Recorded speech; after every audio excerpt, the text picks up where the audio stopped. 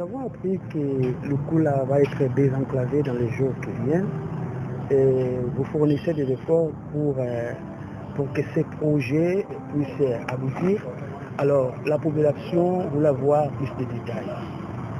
Non, bon, vous avez raison que la population soit de plus en plus éclairée du fait qu'il y a la loi, sinon le principe de la redevabilité qui nous oblige de le faire. En fait, depuis, je crois, le mois de décembre passé, nous avons écrit au ministre des ITPR, à la CGT, à l'Office des routes, FNF, pour demander les études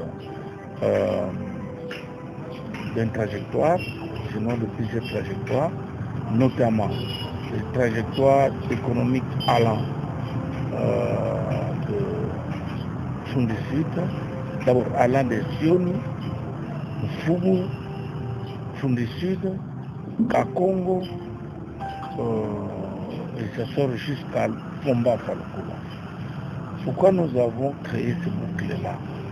Parce que nous avons pensé que, vous voyez, pendant la campagne, la tournée de campagne, j'avais promis aux gens. D'ailleurs, j'avais connu une petite résistance à Kakongo. Parce que les gens estimaient que, les gens croyaient que je n'avais des investissements, que je n'investissais que plus à Tunisie. Mais je leur avais dit qu'il y avait des politiques mal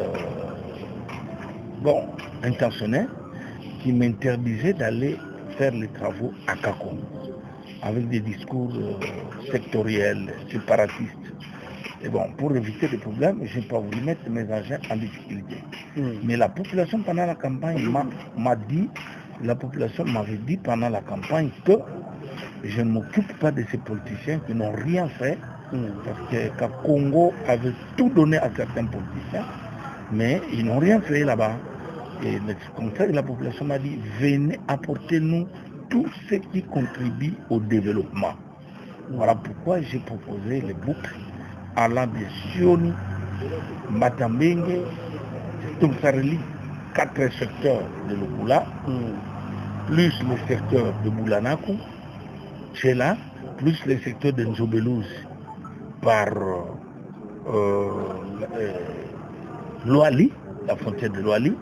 Et donc,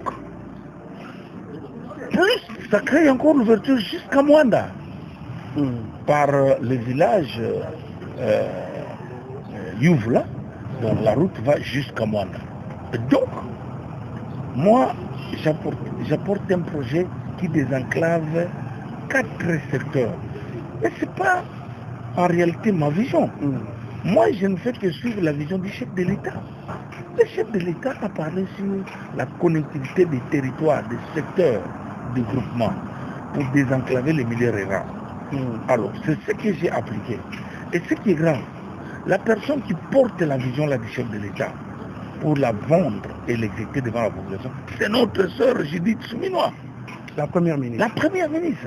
Et donc, le fait de réaliser cette vision conformément aux attentes du chef de l'État, c'est ça accompagner le chef de l'État dans ma circonscription. Je le fais et nous venons de là, c'est pourquoi vous voyez, il y a la délégation de la CGT, nous sommes allés faire des études, enfin montrer à l'investisseur, par l'investisseur est là, et l'investisseur ne voulait pas faire ce qu'on dit à Guillaume Soumbilangolo Munkongolo. Il voulait voir la chose pour laquelle l'investisseur, c'est qui? Non, vous allez les connaître le moment venu. Mais il était là, je l'ai présenté auprès de la population.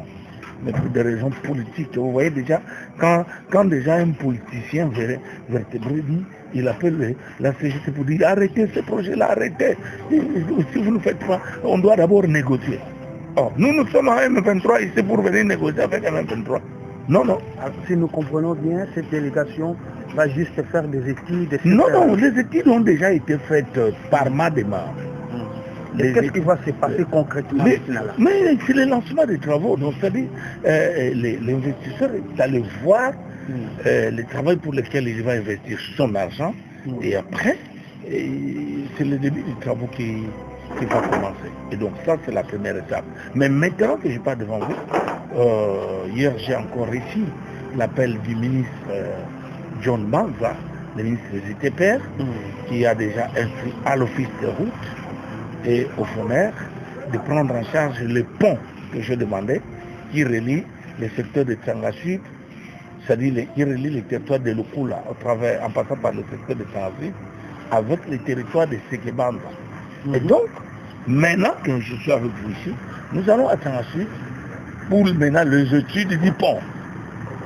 Et on amène tous les devis aux concernés et l'argent est déjà débloqué, l'argent est prêt à être débloqué. Donc c'est ce que nous sommes en train de faire. Donc je crois que moi je suis dans la ligne droite parce qu'après là-bas, nous allons encore partir en Batamé pour consolider le relais de la route entre le secteur Boulanako et Mbatambe. Okay? C'est-à-dire, je relie encore Tchela et Mbatambe. Et là, je suis à la fin des travaux, mais ils vont aller inspecter ce que je fais.